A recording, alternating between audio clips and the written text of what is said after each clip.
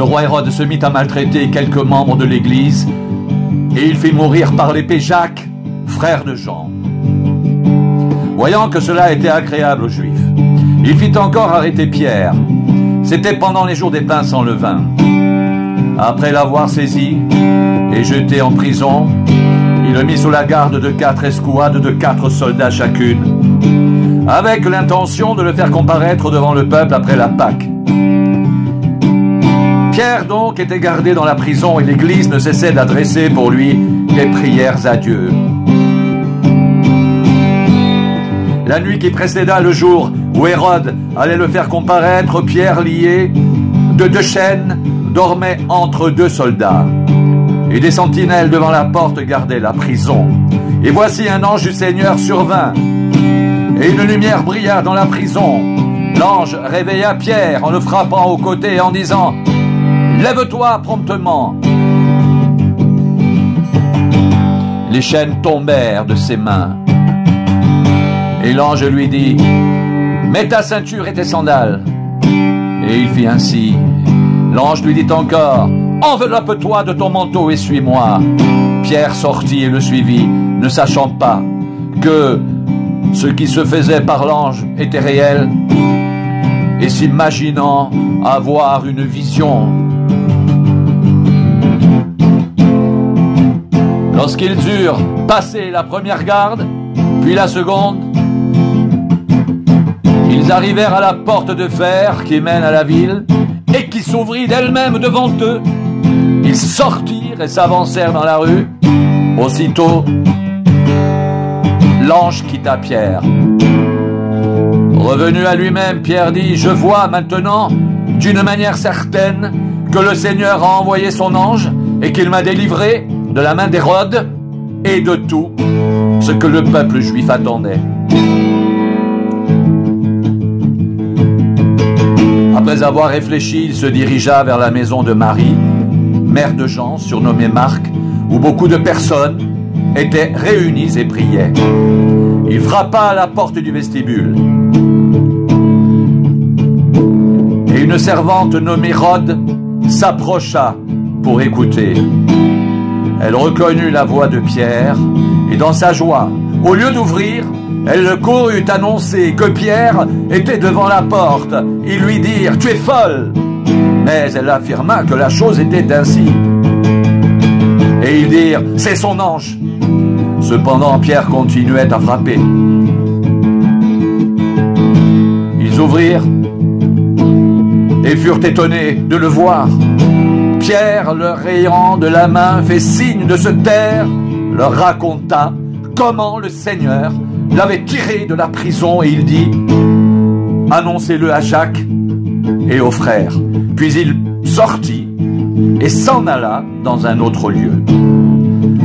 Quand il fit jour, les soldats furent dans une grande agitation pour savoir ce que Pierre était devenu. Hérode s'étant mis à sa recherche et ne l'ayant pas trouvé, interrogea les gardes et donna l'ordre de les mener au supplice. Ensuite, il descendit de la Judée à Césarée pour y séjourner. Hérode avait des dispositions hostiles à l'égard des Tyriens et des Sidoniens. Mais ils vinrent le trouver d'un commun accord, et après avoir gagné Blaste, son chambellan, ils sollicitèrent la paix parce que leur pays tirait sa subsistance de celui du roi. À un jour fixé, Hérode, revêtu de ses habits royaux et assis sur son trône, les harangua publiquement. Le peuple s'écria « Voix d'un Dieu et non d'un homme !» Au même instant, un ange du Seigneur le frappa parce qu'il n'avait pas donné gloire à Dieu et il expira rongé des vers. Cependant, la parole de Dieu se répandait de plus en plus et le nombre des disciples augmentait. Barnabas et Saul, après s'être acquittés de leur message, s'en retournèrent à Jérusalem, emmenant avec eux Jean, surnommé Marc.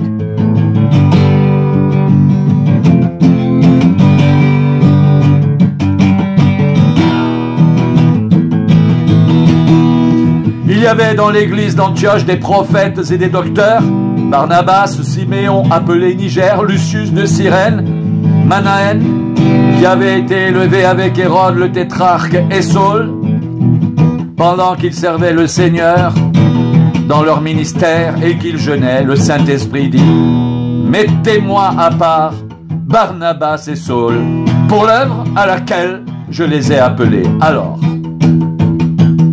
après avoir jeûné et prié, ils leur imposèrent les mains et les laissèrent partir. Barnabas et Saul, envoyés par le Saint-Esprit, descendirent à Séleucie et de là, ils s'embarquèrent pour l'île de Chypre. Arrivés à Salamine, ils annoncèrent la parole de Dieu dans les synagogues des Juifs. Ils avaient chant pour elle.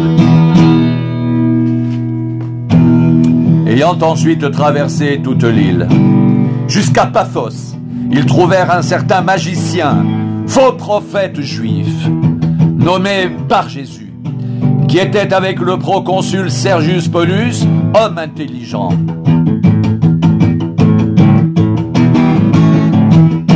Ce dernier fit appeler Barnabas et Saul, et manifesta le désir d'entendre la parole de Dieu.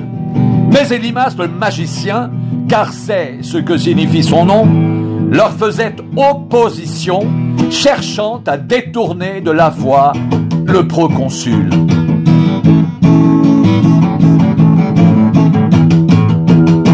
Alors Saul, appelé aussi Paul, rempli du Saint-Esprit, fixa les regards sur lui et dit: homme plein de toute espèce de ruse et de fraude, fils du diable, ennemi de toute justice, ne cesseras-tu point de pervertir les voies droites du Seigneur? Maintenant voici, la main du Seigneur est sur toi. Tu seras aveugle, et pour un temps, tu ne verras pas le soleil. Aussitôt l'obscurité et les ténèbres tombèrent sur lui, et il cherchait en tâtonnant des personnes pour le guider. Alors le proconsul, voyant ce qui était arrivé, crut, étant frappé de la doctrine du Seigneur. Paul et ses compagnons, s'étant embarqués à Paphos, se rendirent à Perge, en Pamphylie. Jean se sépara d'eux et retourna à Jérusalem.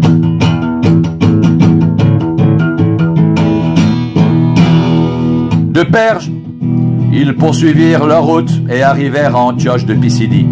Étant entrés dans la synagogue le jour du sabbat, ils s'assirent.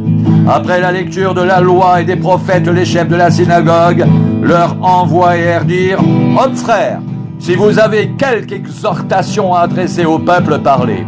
Paul se leva, ayant fait signe de la main, il dit: hommes israélites, et vous qui craignez Dieu, écoutez. Le Dieu de ce peuple d'Israël a choisi nos pères. Il mit ce peuple en honneur pendant son séjour au pays d'Égypte, et il l'en fit sortir par son bras puissant. Il les nourrit près de 40 ans dans le désert, et ayant détruit 7 nations au pays de Canaan, il leur en accorda le territoire comme propriété.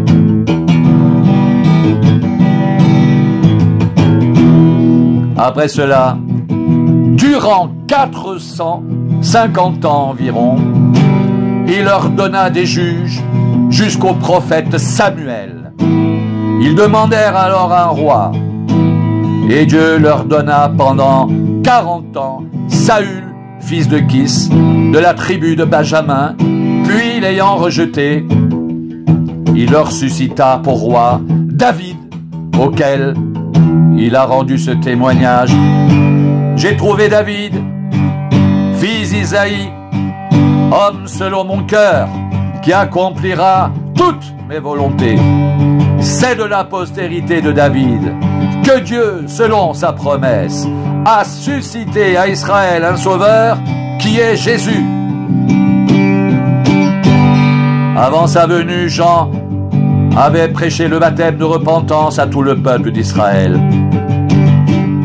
Et lorsque Jean achevait sa course, il disait: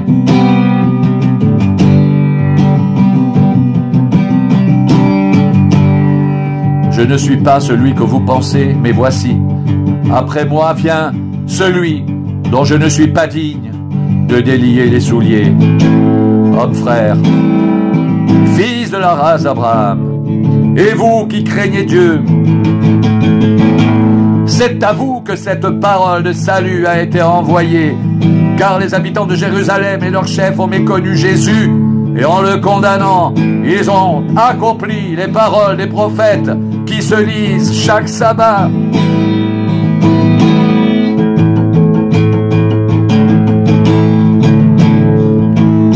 Quoiqu'il n'ait rien trouvé en lui qui soit digne de mort, ils ont demandé à Pilate de le faire mourir.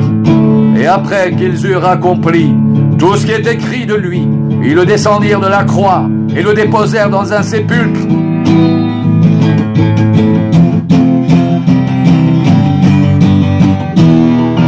Mais Dieu l'a ressuscité des morts. Il est apparu pendant plusieurs jours à ceux qui étaient montés avec lui de la Galilée à Jérusalem et qui sont maintenant ses témoins auprès du peuple. Et nous vous annonçons cette bonne nouvelle, que la promesse faite à nos pères, Dieu l'a accomplie pour nous, leurs enfants, en ressuscitant Jésus, selon ce qui est écrit dans le psaume 2e. Tu es mon fils, je t'ai engendré aujourd'hui. Qu'il est ressuscité des morts de telle sorte qu'il ne retournera pas à la corruption. C'est ce qu'il a déclaré en disant: je vous donnerai les grâces saintes promises à David, ces grâces qui sont assurées. C'est pourquoi il dit encore ailleurs: tu ne permettras pas que ton sein voie la corruption. Or David, après avoir en son temps servi au dessein de Dieu, est mort et a été réuni à ses pères et a vu la corruption. Mais celui que Dieu a ressuscité n'a pas vu la corruption. Sachez donc, hommes frères, que c'est par lui que le pardon des péchés vous est annoncé, et que quiconque croit est justifié par lui de toutes les choses dont vous ne pouviez être justifiés par la loi de Moïse. Ainsi prenez garde qu'il ne vous arrive ce qui est dit dans les prophètes: voyez-vous les arrogants, soyez étonnés et disparaissez, car je vais faire en vos jours une œuvre que vous ne croiriez pas si on vous la racontait.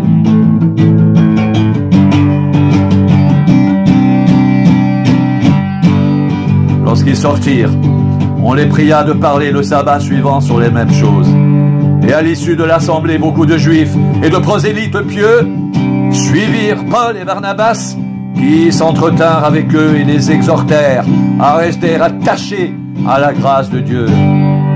Le sabbat suivant, presque toute la ville se rassembla pour entendre la parole de Dieu. Les Juifs, voyant la foule, furent remplis de jalousie, et ils s'opposaient à ce que disait Paul en le contredisant et en l'injuriant. Paul et Barnabas leur dirent avec assurance: c'est à vous premièrement que la parole de Dieu devait être annoncée. Mais puisque vous la repoussez et que vous vous jugez vous-même indigne de la vie éternelle, voici, nous nous tournons vers les païens, car ainsi nous l'a ordonné le Seigneur. Je t'ai établi pour être la lumière des nations, pour porter le salut jusqu'aux extrémités de la terre. Les païens se réjouissaient en entendant cela, ils glorifiaient la parole du Seigneur, et ceux qui étaient destinés à la vie éternelle crurent. La parole du Seigneur se répandait dans tout le pays. Mais les Juifs excitèrent les femmes dévotes de distinction et les principaux de la ville. Ils provoquèrent une persécution contre Paul et Barnabas, et ils les chassèrent de leur territoire. Paul et Barnabas secouèrent contre eux la poussière de leurs pieds et allèrent à Icône, tandis que les disciples étaient remplis de joie et du Saint-Esprit.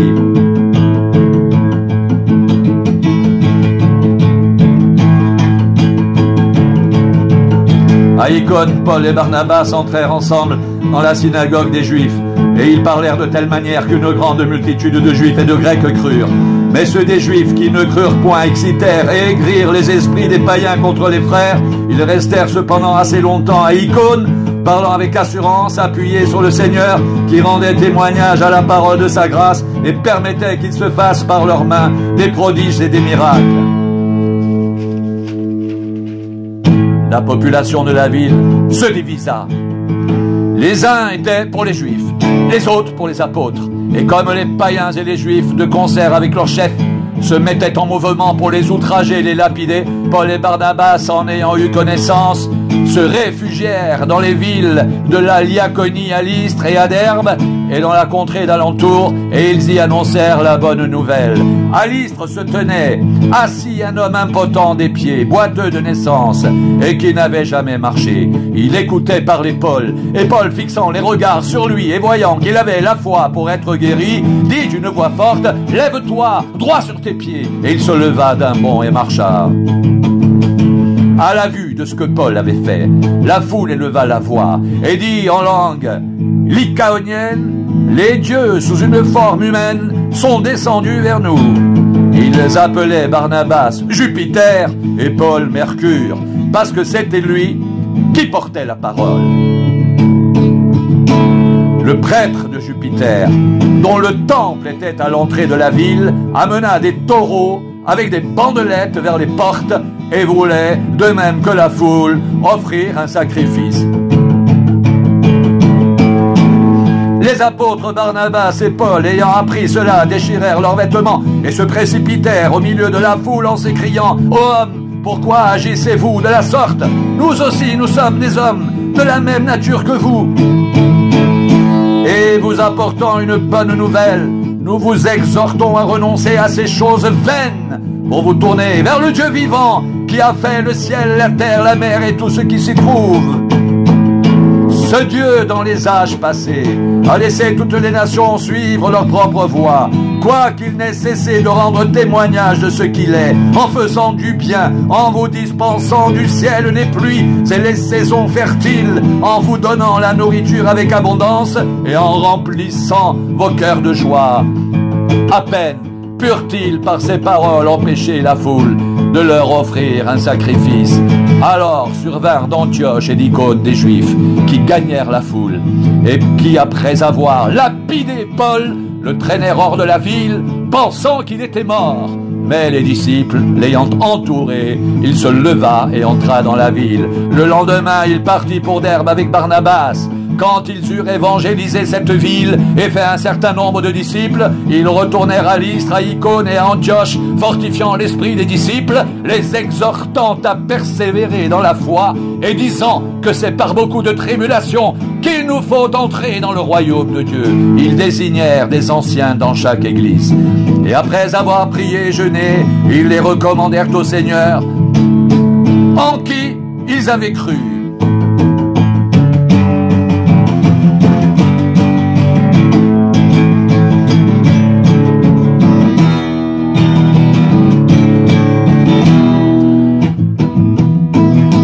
Traversant ensuite la Pisidie, ils vinrent en Pamphylie, annoncèrent la parole à Perge et descendirent à Attalie. De là, ils s'embarquèrent pour Antioche, d'où ils avaient été recommandés à la grâce de Dieu pour l'œuvre qu'ils venaient d'accomplir. Après leur arrivée, ils convoquèrent l'Église et ils racontèrent tout ce que Dieu avait fait avec eux et comment il avait ouvert aux nations la porte de la foi, et ils demeurèrent assez longtemps avec les disciples.